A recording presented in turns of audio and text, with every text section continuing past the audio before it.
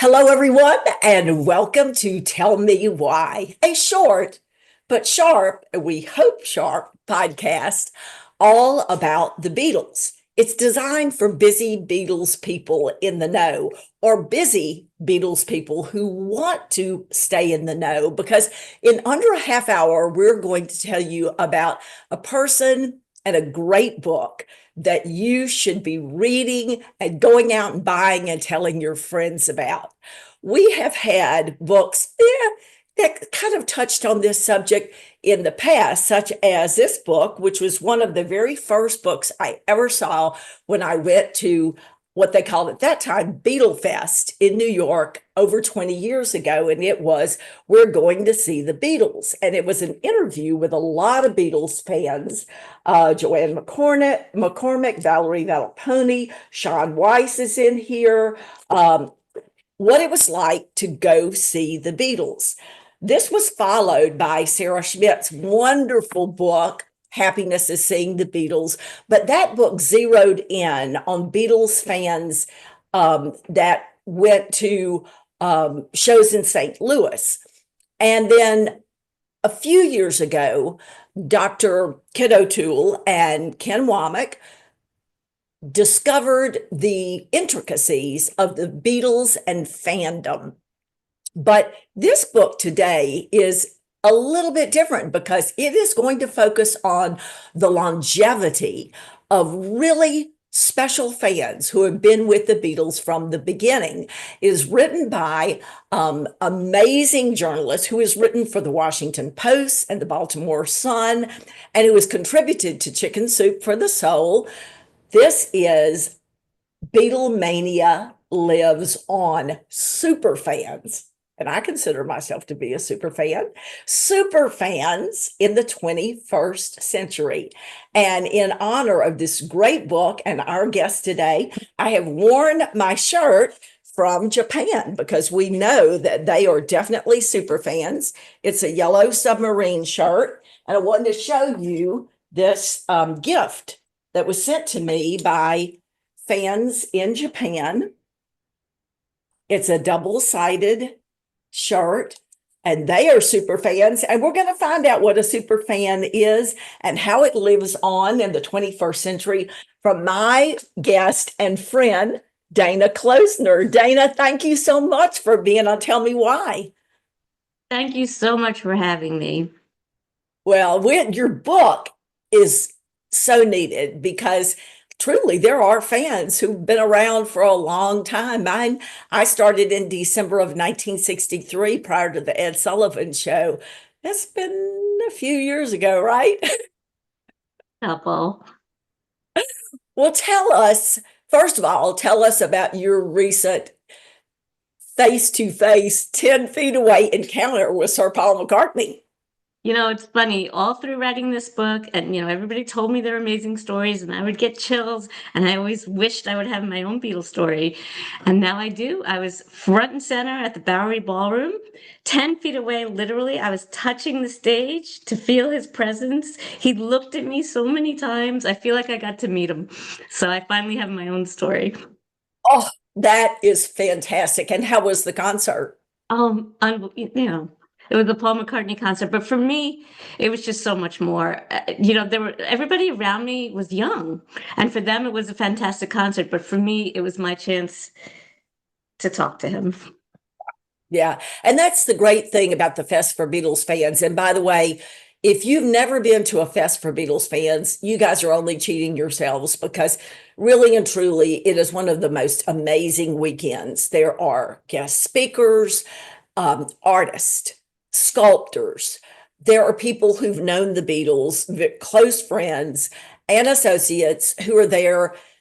There's everything from Beatles yoga to a children's parade to amazing concerts at night. Dana is going to be at the Fest for Beatles fans, March 28th through the 30th at the Hyatt Regency in Jersey City, overlooking the amazing New York skyline. She's going to be there with her book, and you'll be able to talk to her in person and ask her some more questions. So the thing about the fest is, as Dana just said, it's not just first gen fans or second gen fans. It's a lot of people who are third gen fans. It's full of young people. So, but Dana, you're focusing on the super fans, people that have been with them, through thick and thin, and who now are just as much a fan as they've ever been. Tell us about, in your eyes, in your perspective, what makes someone a super fan?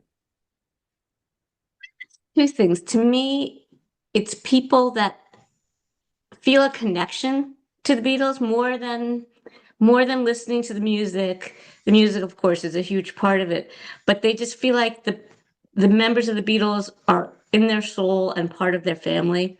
And then, of course, it's the amazing things that they've done, to see concerts or get close or catch a glimpse or wave, staying outside, 2 days in a row just to get up close, So yeah, everything they've done.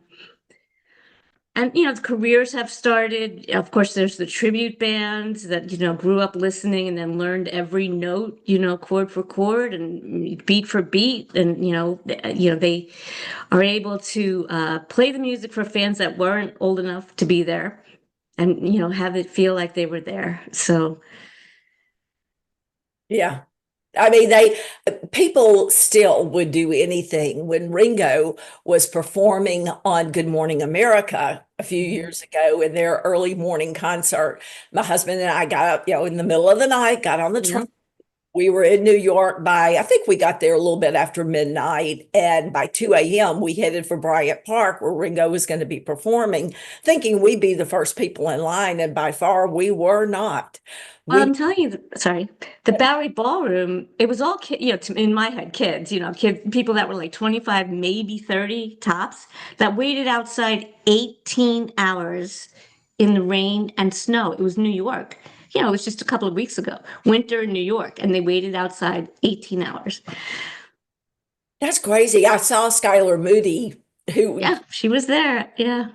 ticket and she wanted so much to go in, but she was there right against that barricade when he came out. And it's something you can't explain to people that don't have that in their hearts, because you do just almost anything really to get to see them. Well, walk us through your book. Tell us about some of the super fans included in your book.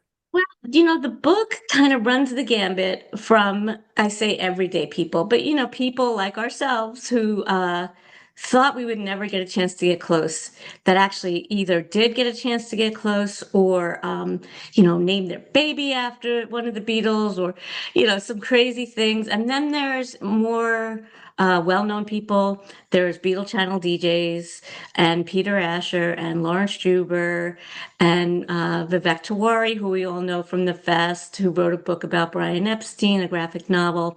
As I said, tribute bands, people that got on stage with Paul and got his tattoo, got his autograph, and then got it tattooed in some very unusual places.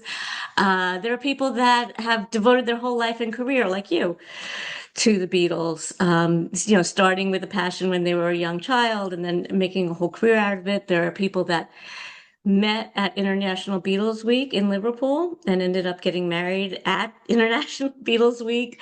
There are love stories. The way that Laurence Juber met his wife, Hope, is an incredible love story dedicated to the Beatles because the Beatles played a huge part in it.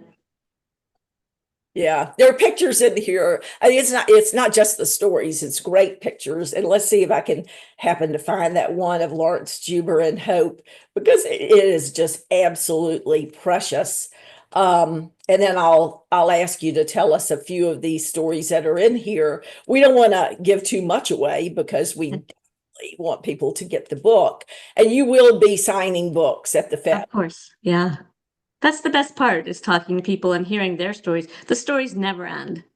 And I probably will do a sequel. I did take some phone numbers online outside the Bowery, so yeah.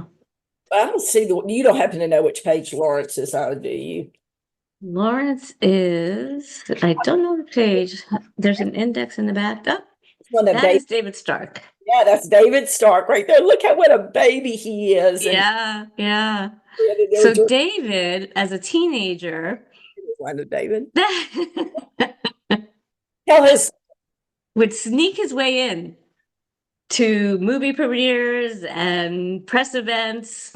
And he's got an amazing story where he was sneaking his way into, I believe it was Yellow Submarine. I don't remember which movie, but he got dressed up and went up to the person at the front gate and said, "My aunt has a ticket for me." And she looked and she said, "What's your name?" And he said, "Quincy Jones Roberts." And he never even heard of Quincy Jones. And she looked and she said, "You're not on the list." She said, "I'll have to check with the organizer." And right then, the organizer walked by with Princess Margaret. And she said, "Oh, we can't bother her now." So he just toddled his way in. That is amazing. I love that. This is John Bezzini standing with Julian. Mm-hmm. And, for those of you who don't know John, he is Buzz in the Beatles Bookstore.com. He does, oh my gosh, I want to say something like 4 or 5 newsletters a week about the Beatles. He has the most extensive collection of Beatles collectibles and books and records and outtakes and you name it that I've ever heard of. And do you have anything that you remember special about John's story? John's story, he has an original document. I think it was for merchandising. It's signed from all 4 Beatles, and not Brian because he had already passed, but his mom, Queenie Epstein. That is crazy. Okay. This one is one of my very favorites, and these photos are in Should Have Known Better, Volume 4 of the John Lennon series. Look at these. These are very rare photos, and you're thinking, where in the world is this taking place? Let me show you the others. I'll get Dana to tell you about them. Yeah. So what that was is there's this small town in Arkansas, Walnut Ridge, and the then mayor, told me the story of how one night the Beatles made a secret landing at this small airport in their town. Word got out because 4 college students were driving by and saw the Beatles get off the plane. And one of those 4 college students was his next door neighbor, who told his sister, who was head of the Beatles fan club in 1964, I suppose. So she got the word out. So when the Beatles came back, the entire town knew they were coming back. The entire town, there was a crowd of 300 people, which they thought, was an enormous crowd. Anyway, so the mayor, got on the hood of the car and said, "Everybody just behave, let them pass." And they did. They got off the plane, got off the truck, got on the plane. And the only person who got an autograph was the mayor's daughter. Well, in 2010, the town was almost bankrupt. And somebody said, "Remember when the Beatles landed here?" And that started everything. Somebody made this huge statue of the Beatles crossing Abbey Road that made it on the news. Louise Harrison, George's departed sister, saw it. She got involved and sent her tribute band that she formed called Liverpool Legends. Anyway, as you know, now there's a huge festival there. What's the name of it again? Beatles at the Ridge. Beatles at the Ridge, and you're one of the speakers, and it brings 10,000 people a year, and the town is thriving.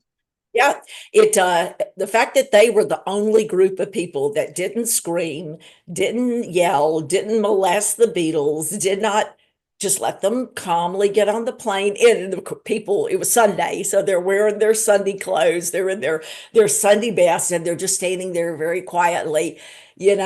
Karma, instant karma. When they needed the Beatles, when their town was folding, it came back to them. Yeah.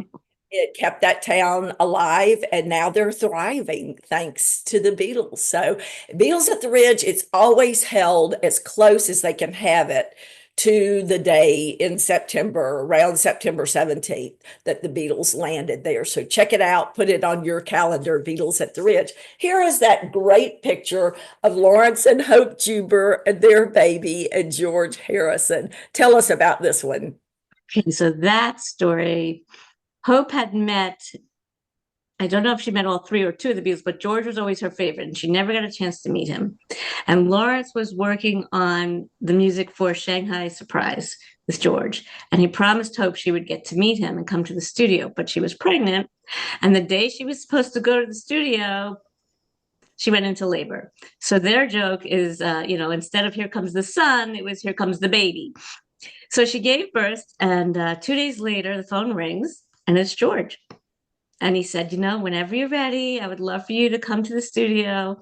So she takes 2-day-old Ilse to the studio, first place Ilse had ever gone. And George picked up the baby and danced around with her and said something to her in Sanskrit. And when Hope asked him what he said he blessed her with the gift of music. And now, as we all know, Ilse is a Grammy-winning writer, producer, singer. If that doesn't give you chills, nothing will. And she has that saying tattooed on her wrist. That is unbelievable. Well, here's the cover. I want you guys to see this. And the one in the middle, of course, I recognize Ringo and Darren DeVivo. Yeah. Who is hugging Paul over here? That is Joy Cohen, who is a regular guest at the fest. You run into her in the hallway. She's always there. The picture on the right is a lovely story. His name is Joe Kane, and he's a Paul impersonator in Liverpool. And they were having a celebration for the 50th anniversary of the release of Abbey Road, and he was one of the impersonators walking back and forth across the zebra crossing. And his wife, her family sneaked her there. She had no idea, and they made sure she got up close. And then he did that. He got down on one knee, as Paul McCartney, made all the national papers, all the press was there. That's how he proposed to her. Oh, Yeah. You will love this book, and I was very honored to be included. My buddy Lena Stagg from the Recipe Records series is in there. Tom Frangione, our dear friend Tom Frangione, as you said, Vivek Tiwari. It's full of great stories, and it's not one of those books where people say to me all the time, "Oh, I just can't commit to reading the John Lennon series. It's just so thick." You can read this, and you can pick this up and read a vignette and pick it up 3 or 4 days later and read another vignette. And I think that you will really, really enjoy it. Dana, tell people where they can, if they're not coming to the fest, March 28th through 30th, where can they get the book and how can they follow you on social media? This site where you can order an autograph copy called Beatlemania Lives On 21.com. If for some reason that site isn't working, or you don't want to go through that ordeal, it's on every online bookseller, Amazon, Barnes and Noble, anything you can think of. BeatlemaniaLivesOn.com, right? BeatlemaniaLivesOn21.com. Yeah, lives on 21 for the 21st century. Beatlemania lives on 21.com. And we will put it right here on the screen so that you can order. And the difference between ordering it there and through Amazon or wherever is that you will get an autographed copy if you order it there. And that's very special. So, you want to do, that can't be bad, right? So, and how can they follow you on social media? Facebook? Well, the book, and that leads you to the website where you can see all the podcasts I've done. And I actually did a TV spot in Maryland on a show called Midday Maryland. Great. That's great. Yeah. So Facebook for sure. They can go to Facebook and follow you on Facebook. No? Yeah. Okay, good. Not yet, but I'll work on that. Hey, all right, good. That is wonderful. And we always close our show by asking everyone the same question. We have been 11 months. I think we started, no, not 11. It's maybe like 10 months doing Tell Me Why. And in 10 months, we have never had someone answer this with the same answer. And that is, of all of John Lennon's quotes, whether it's something from his books or from his lyrics, or just something that he said, what quote of John's speaks to your heart, and tell me why? Life is what happens when you're busy making other plans. When I was younger, everything I did was for a goal in the future. I'll do this, so it leads to that. I'll make this connection, so it leads to me working here. And now I just take it moment by moment, look at where I am, the people I'm with, and enjoy what I'm doing right now. And that really is so important. I mean, I think no one made that come to life for us as much as John, because John thought he'd be around forever. He thought that he would be doing what Paul is doing right now, performing in gigantic venues and intimate venues, or what Ringo is doing right now. Go Ringo, topping the charts in country music. But he wasn't, and he isn't. And of course, John Winston Lennon, still in our hearts, still here. We think about him every day, but you're never guaranteed tomorrow. And so life is what happens while you're busy making other plans. Enjoy life. Well, we thank you so much, Dana, for being on the show. And I know people are going to want to meet you and visit with you at the Fest for Beatles fans coming up pretty soon, in less than a month. And the best part of writing this book was meeting people like you and becoming part of the Beatles community. It's a family, isn't it? It sure is. We support each other through good times and bad, and it's just you can't come to the fest and you will understand what we're talking about. You'll get it. You'll be like, oh, why didn't I do this before? Absolutely. And we're all like-minded people, very open-minded, very inclusive.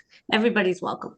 Yeah, everybody, and we just young, old, in between, wherever, we're glad to have you there. So between now and then, if you happen to get a copy, you can bring it with you, and Dana will be glad to sign it for you.